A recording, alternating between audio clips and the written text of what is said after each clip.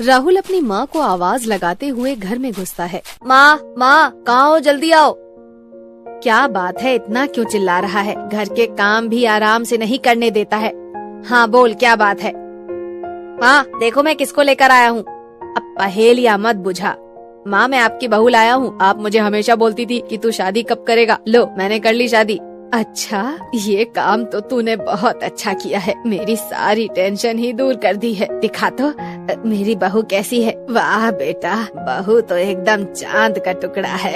इतनी सुंदर बहू आखिर लाया कहाँ से? माँ मुझे फेसबुक पर मिली। फेसबुक पर ये मेरी फ्रेंड थी और अब हमने शादी कर ली है। अरे बहू रानी, जरा अपनी आवाज तो सुनाओ, मैं भी तो सुनूं अपनी बहू की सुरीली आवाज। दी मादी, मेरी आवाज बहुत थुलीली है। तब कहते हैं कि मैं थुलीला बोलती हूँ। चित्रा शिखा की आवाज सुनकर घबरा जाती है और राहुल से पूछती है, अरे ओ राहुल, ये कौन सी बला उठा लाया है? और हाँ, ये तो सुरीली नहीं तोतला बोलती है। पता नहीं किस कर्म जले ने तुझे बोल दिया कि तू सुरीला बोलती है। हे भगवान, मेरी तो किस्मत ही फूट गई है।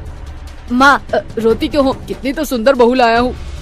सुंदर बहू का क्या अचार डालूं? जब ये सबके बीच में बोलेगी तो आस पड़ोस वाले मेरा मजाक उड़ाएंगे।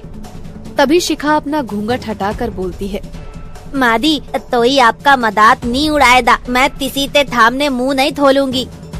जैसे ही चित्रा शिखा को अपने सामने बोलता हुआ देखती है, चित्रा एकदम से चिल्लाने लगती है, हे भगवान, ये तो तोतली होने के साथ साथ दत्तल भी है। और क्या क्या खोट है तुझमें, जरा चल के दिखा दे, कभी लगड़ी भी हो तू।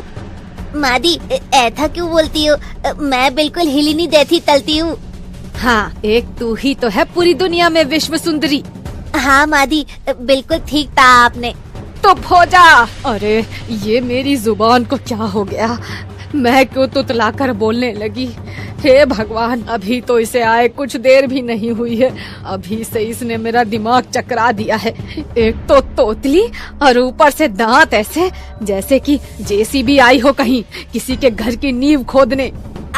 मादी नींव तो खोदूंगी, लेकिन किसी ते घरती नहीं, आप ते घरती खोदूंगी। मतलब मैं आप थे खानदान तो जल्दी ही पोता दूंगी।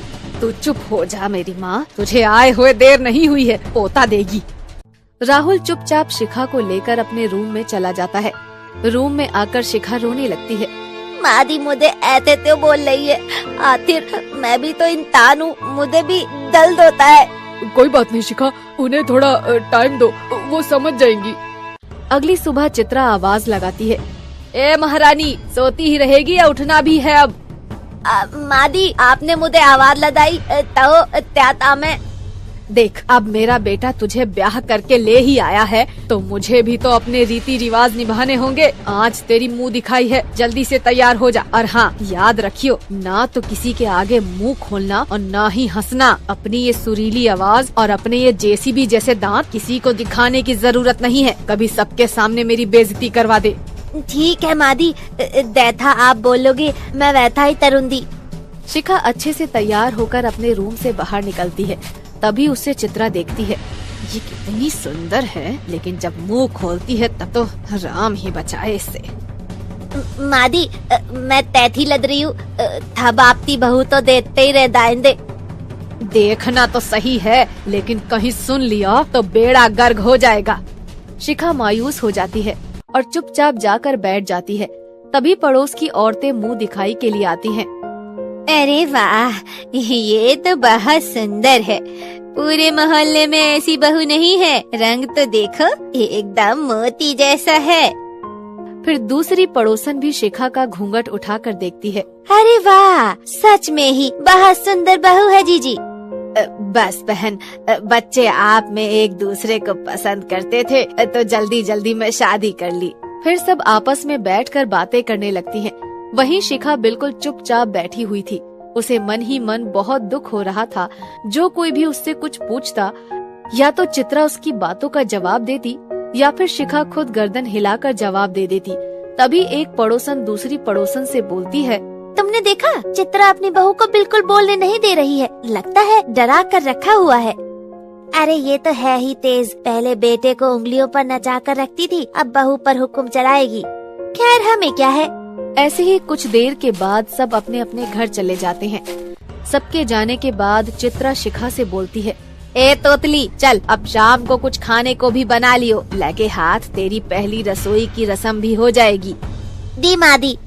सत्यानाश हो, बस तू बोला मत कर, मुझसे तो तू बस मुंडी हिलाकर ही बात किया कर। शिखा अपनी सास की जली कटी सुनकर चुपचाप अंदर चली जाती है और शाम होते ही शिखा किचन में खाना बनाने जाती है, लेकिन उसे वहाँ पर गाजर छीलने वाला पीलर नहीं मिलता है। मादी मादी। हे भगवान, ये इतनी तेज क्यों चिल्ला रही है? बाहर किसी ने सुन लिया तो? क्या हैरी तोतली, क्यों इन फावड़े जैसे दांतों को दिखा दिखा कर चिल्ला रही है? मादी, वो मुझे गाजर छीलने वाला मिल नहीं रहा है। नहीं मिल रहा है तो अपने दांतों से छील ले। चित्रा शिखा को उल्टा सीधा सुनाकर वहाँ से चली जाती है। मैं इतनी बुली हूँ क्या? ऐसे ही काफी दिन बीत जाते हैं, लेकिन ना तो चित्रा अपनी बहू शिखा को कहीं बाहर जाने देती है और ना ही किसी को अपने घर आने देती है। एक दिन, अरे मुझे लगता है ये अपनी बहू पर बहुत अत्याचार करती है। देखा नहीं, जब से बहू आई है तब से बहू की जरा सी भी आवाज नहीं सुनी है। मैं तो कहती हूँ हमें पुलिस को बता देना चाहिए, तब जाकर इसको पता चलेगा बहू पर जुल्म करने का नतीजा। दोनों पड़ोसन पुलिस को फोन कर देती हैं। पुलिस चित्रा के घर पर पहुंच जाती है। हमने सुना है तुम अपनी बहू पर अत्याचार करती हो, बुलाओ अपनी बहू को। अरे नहीं नहीं साहब, ऐसा तो बिल्कुल नहीं है, आपको कुछ गलत फहमी हुई होगी। हमें मत समझाओ, अपनी बहू को बुलाओ। शिखा, ओ शिखा बेटी, जरा इधर आना। अले आज मादी तो भले प्याल से बुला लई है। अरे ओ शिखा बेटी, जरा बाहर आ बेटा। शिखा बाहर आ जाती है। हमने सुना है आपको आपकी सास बहुत परेशान करती है। शिखा गर्दन हिलाकर मना कर देती है। गर्दन मत हिलाओ, अगर कोई बात है तो हमें बताओ, हम तुम्हारी मदद करेंगे। शिखा फिर से गर्दन हिलाकर मना कर देती है। मुझे लगता है ये अपनी सास से बहुत डर रही है, ये कुछ नहीं बताएगी। इसकी सास को ही पुलिस स्टेशन ले जाकर डंडे लगाने पड़ेंगे 4, अपने आप ही सारा सच बता देंगी।